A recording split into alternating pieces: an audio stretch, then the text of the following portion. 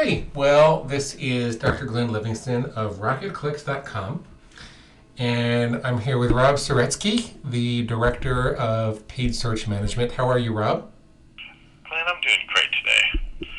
It's a wonderful September afternoon. You actually sound like you're doing great. You don't sound like you're BSing me. Hard to fake it sometimes. We're sitting here looking at Excel because you actually have an interesting background and are quite facile with Excel and databases and things like that. And you've got some simple tools and tricks that people can use in Excel with their AdWords account. And I thought that since not very many people are doing those things, it would be interesting for you to go through them. I'll let you walk through it. Great. So, as Glenn said, my background is in database analysis. I've done some database administration type work before working here, but a lot of actual work with manipulating data for business reasons, working with a team of database analysts in the mortgage industry and in the advertising industry in the 90s. And I figured out that in order to make ends meet, you have to get very fast with Excel and with some other products like SQL queries and things like that. What I'd like to do today is go over a couple basic formulas that are very useful in conjunction with AdWords Editor and editing AdWords campaign data that I think everyone should know about, and a lot of people don't know these particular functions. If this is exciting for people, and I am not exactly certain that people share in my nerdy enthusiasm for this stuff, I would be able to go on with a second and third part. So give Glenn feedback if you'd like to hear more. I would go on into filtering and format painting and sorting and things like that. Oh, they definitely will. I've got an audience full of geeks. So go ahead. All right. Okay. So today we're going to work with the concatenate function, changing case, and lookup tables. Those three things. And to start with, concatenate is a great function in Excel that is like addition for words. It's addition for text strings. It allows you to put several fields of text or words that you input into the main line of Excel together in one long cell. And there are many different ways that you can use this, and I'll show you two of them today. I have a hypothetical long tail sort of build out here that I have on screen that Glenn can see.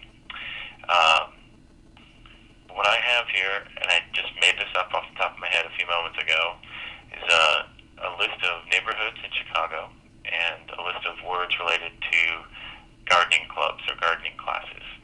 And theoretically, let's pretend there's a product that would be good to market based on these types of keywords.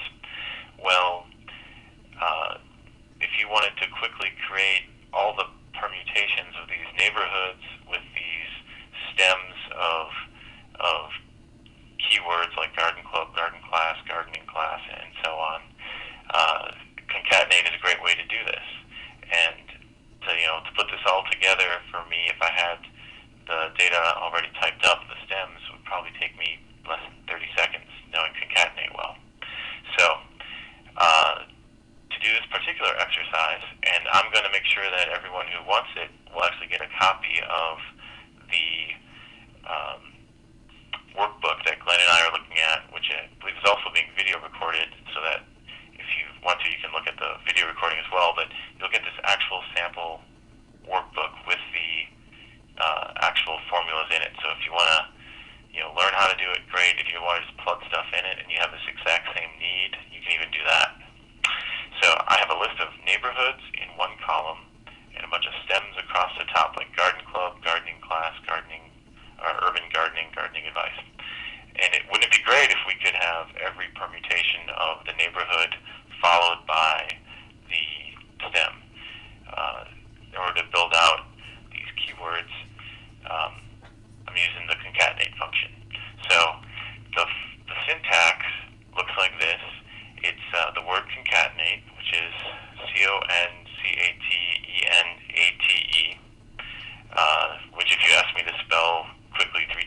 probably mess up at least once. And then you open parentheses and you put in what you want to add together. But instead of using a plus sign, use the ampersand, the kind of symbol that means the word and. By the way, everybody should be looking at the function bar at the very top of the screen. Yeah. So what this is saying here is concatenate cell A2 and a space and cell B1. I'm actually going to switch this just to make it a little simpler and take out the dollar signs, and I'll tell you in a moment why those are there. But so what this is saying is add together the contents of A2 and a single space and B1. So it's putting the word Ravenswood with Garden Club with a space between Ravenswood and Garden Club, because that's how we would want it to read. If I didn't have that space there, it would put the D from Ravenswood and the G from Garden right together. So using concatenate, we can put this together, and it works quite well. Once I have that done, I could then copy the formula all the way down the page, and it would fill in all the necessary information. Now, it just made a whole bunch of mess because I'm concatenating things that are already concatenated. But the idea is you do the hard work one time, and then you're fine. So, Rob, just so I can absolutely be clear on that, when you drag it down the page, it's going to change the cell references so that, for example, if you drag it one cell down, it would be concatenating East Village with Garden Club? Yeah. Now, here's the next thing I want to get into, which is if you want to drag and drop it, you have to do one more thing. There's such a thing as an absolute cell reference and a relative cell reference. And a lot of times, Excel is trying to be smart, and when you move something and you copy it,